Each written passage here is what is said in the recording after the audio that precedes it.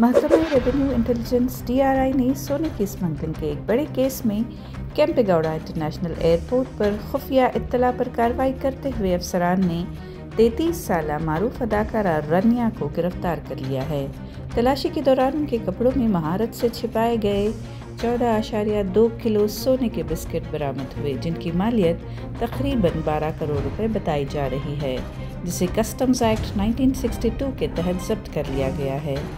گرفتاری کے بعد DRI افسران نے بنگلورو کے لیول روڈ پر واقع ان کی رہائش گاہ پر بھی چھاپہ مارا، جہاں وہ اپنے شوہر کے ساتھ رہتی تھیں۔ تلاشی کے دوران 2.6 کروڑ روپے کے سونے کے زیورات اور 2.67 کروڑ روپے کرنسی برآمد ہوئی ہے۔ رنیا کو گرفتار کر کے عدالتی تحویل میں بھیج دیا گیا۔ اس کیس میں ضبط شدہ مجموعی مالیت تقریباً 17 کروڑ روپے بتائی جا رہی ہے۔ رنیا راؤ ایک سینئر IPS افسر کی بیٹی ہیں، لہٰذا حکام یہ جاننے کی کوشش کر رہے ہیں کہ آیا ان کے والد کو ان کی سرگرمیوں کا علم تھا یا وہ بھی اس میں ملوث تھے۔